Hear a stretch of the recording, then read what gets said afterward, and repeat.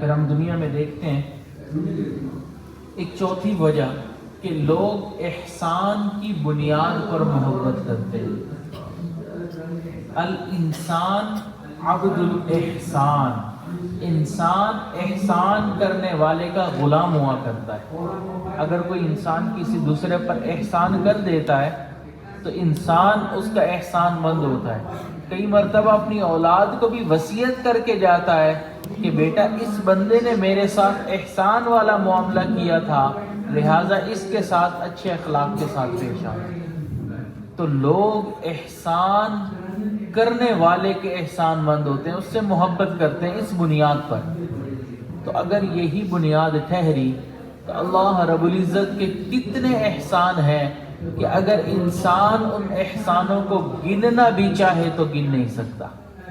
اللہ رب العزت نے ہمیں کیا کیا نعمتیں نہیں دی، کیا کیا ہمارے اوپر احسان نہیں کیے۔ سب سے پہلے آپ دیکھیں کہ بن مانگے اللہ رب العزت نے ہمیں پیدا کیا، پھر اللہ رب العزت نے بن مانگے ہمیں انسانوں میں پیدا کیا، پھر بن مانگے اللہ رب العزت نے ہمیں نبی علیہ الصلوۃ والسلام کی امت میں پیدا فرمایا، پھر بن مانگے اللہ رب العزت نے کلمہ گو مسلمانوں میں پیدا فرمایا۔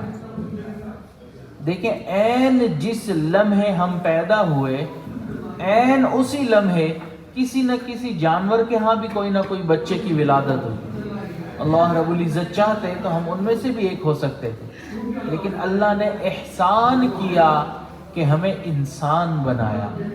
ہم احسان گننا شروع کریں ہم گن نہیں سکتے، اتنے احسان ہیں۔ اگر اللہ رب العزت ہمیں بینائی نہ دیتے ہم اندھے ہوتے، گویائی نہ دیتے ہم گونگے ہوتے، اگر اللہ رب العزت ہمیں سماعت نہ دیتے تو ہم بہرے ہوتے، اگر اللہ رب العزت گویائی نہ دیتے ہم گونگے ہوتے، ہاتھ پاؤں نہ دیتے تو لولے لنگڑے ہوتے، اگر اللہ رب العزت ہمیں صحت نہ دیتے ہم بیمار ہوتے، اگر اللہ رب العزت ہمیں مال و دولت نہ دیتے ہم فقیر ہوتے، اگر اللہ رب العزت ہمیں اولاد نہ دیتے ہم لاولد ہوتے، اگر اللہ رب العزت ہمیں اس دنیا کے اندر عزت نہ دیتے تو ہم ذلیل ہوتے۔ یہ جو عزتوں بھری زندگی گزار رہے ہیں یہ سب اس مالک کا کرم اور احسان ہی تو ہے۔ اللہ رب العزت کے اتنے فضل و کمال، اللہ رب العزت کے اتنے احسان ہمارے اوپر، تو اس لیے ہمیں چاہیے کہ ہم اللہ رب العزت سے محبت کریں۔ آپ دیکھیں کہ اللہ رب العزت نے انسان کی باڈی کو بنایا، اس باڈی میں انسان کے دماغ سے مختلف حصوں میں جو انسان دماغ کی جو نروز استعمال ہوئی ہیں وہ کتنی استعمال ہوئی ہے، پوری باڈی میں جو انسان کی وائرنگ ہوئی ہے، اگر ان وائرنگ کو اس نرو کو نکال لیا جائے ایک انسان کی باڈی میں سے اور ان کو آپس میں گرا لگا دیا جائے تو پوری دنیا کا 2 مرتبہ چکر لگایا جا سکتا ہے۔ اتنی نرو ایک انسان کی باڈی میں استعمال ہوئی ہے، ان میں سے کسی ایک میں بھی کوئی فالٹ آ جائے تو انسان بستر کے اوپر پڑا ہو۔ ہم بالکل الحمدللہ صحت مند ہیں، صحیح زندگی گزار رہے ہیں، کسی جگہ کوئی ڈیفیکٹ نہیں، یہ اللہ رب العزت کا احسان تو ہے۔ ایک چھوٹا سا بیکٹیریا جو آنکھ سے نظر بھی نہیں آتا وہ انسان کی باڈی میں چلا جاتا ہے، بڑے بڑے پہلوانوں کو دیکھا ہے کہ وہ بستر کے اوپر لیٹ جاتے ہیں، بیمار ہو جاتے ہیں۔ اللہ رب العزت کا احسان ہے کہ اللہ رب العزت نے ہمیں اتنی نعمتیں دی۔ آپ دیکھیں کہ جن لوگوں کا دماغ صحیح کام نہیں کرتا، خراب ہوتا ہے، ان کی کنڈیشن آپ کے سامنے ہے کہ زبان رال ٹپک رہی ہوتی ہے، ان کے کپڑے کہاں سے پھٹے ہیں، کھانا کیسے کھا رہے ہیں، کیا حلیہ ہے، ان کو خود پتہ نہیں ہوتا۔ اللہ رب العزت نے ہمارے دماغ کو بالکل صحیح بنایا، ہمیں سوچ صحیح عطا فرمائی۔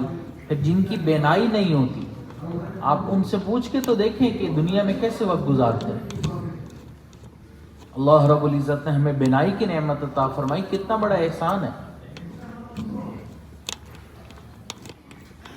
ہمارے دارالعلوم جنگ میں ایک طالب علم پڑھتے تھے، نابینا تھے، حفظ قرآن کرتے تھے۔ جب قرآن مجید ان کا حفظ ہو گیا، حضرت والد صاحب کے پاس آئے تو بڑا خوش تھے اور بڑی خوشی خوشی آ کر کہنے لگے کہ حضرت آج میں آپ سے ایک بڑی اسپیشل دعا کروانے کے لیے آیا۔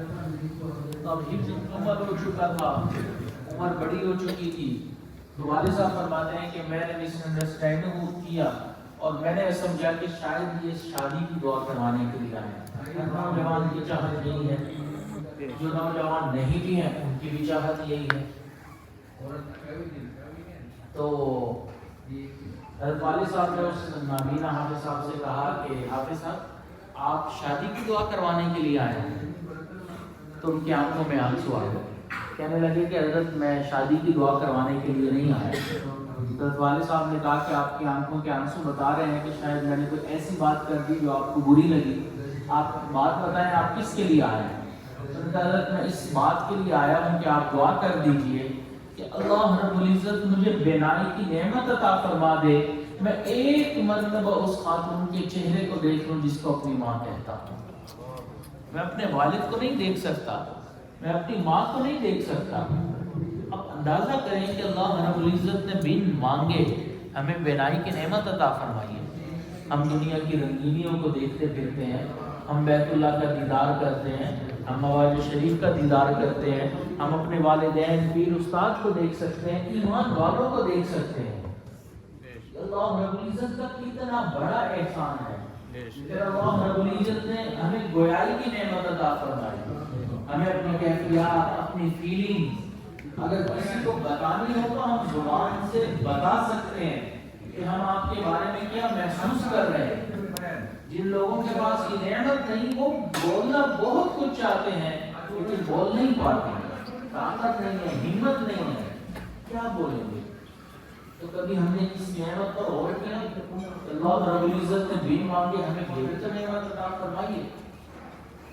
ہم ان کانوں سے اذان کی خوبصورت آواز سنتے ہیں، بیت اللہ کی اذان آپ جو ہوتی ہے حرم مکہ میں، مسجد نبوی میں، قرآن مجید کو سنتے ہیں، مختلف قرآن کی تلاوتیں سنتے ہیں، مختلف کلام پڑھنے والے نعت خوان ہیں ان کی نعتوں کو سنتے ہیں، کتنے اچھے بیانات سن پاتے ہیں، لیکن جو سماعت کی نعمت سے محروم ہے آپ اندازہ کریں کہ ان کے اوپر کیا گزرتی ہوگی۔ تو اللہ رب العزت کے کتنے احسان ہیں جو بن مانگے اللہ رب العزت نے ہمیں عطا کیے۔